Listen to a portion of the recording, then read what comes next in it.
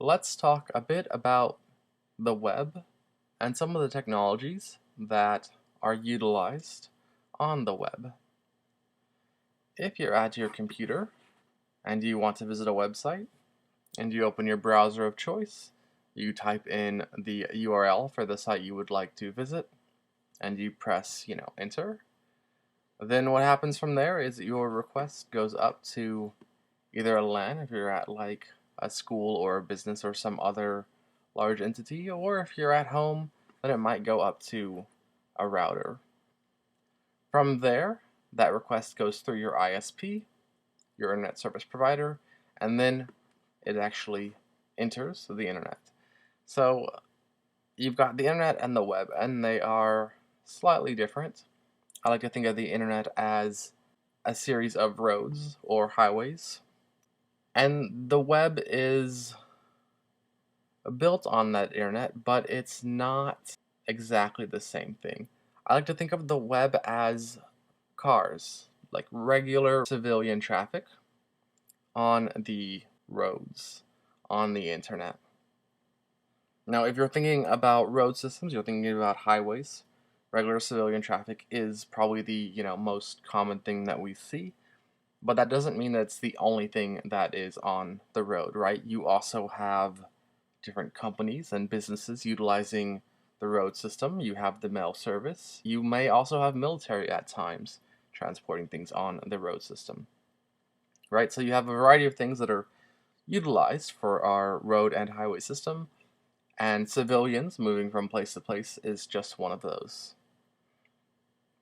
Civilians have somewhere they usually want to go when they're driving, right? Whether it be a store, a workplace, or visiting someone else's home that they may know, or a park, or whatever, right? So I tend to think of those as like synonymous with websites.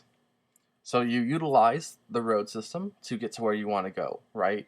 The road system is not your destination, it's just the means to get there, right? The internet is your means to get to different websites or places on the web.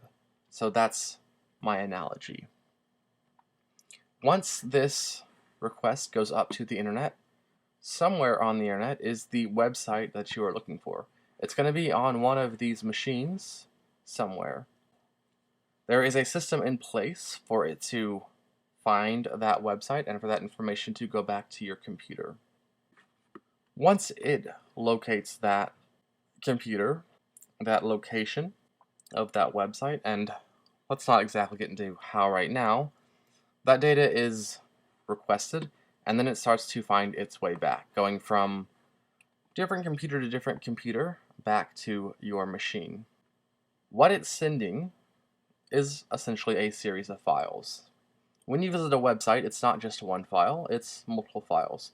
You're going to have your coding files, which would include HTML, and probably CSS, and probably JavaScript, and probably PHP.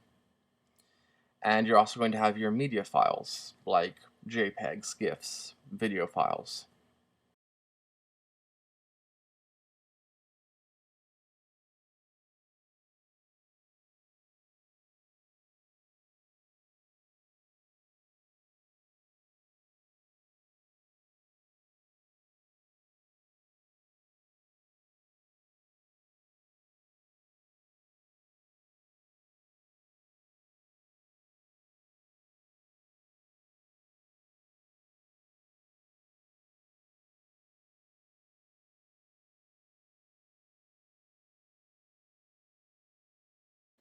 And they exist on this server, and that data will be sent back to your computer and then load there for the most part.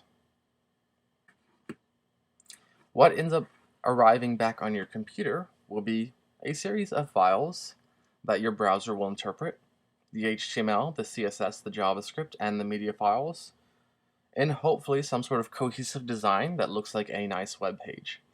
What your system won't receive is it won't receive the PHP. The PHP is processed on that server and then transmitted back to your computer through whatever route it took to get there as HTML.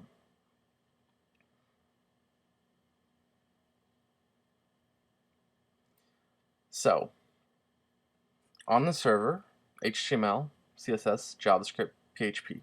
Probably those languages. Maybe others, but those are the core languages. On your computer, what you get back? JavaScript, CSS, HTML, media files.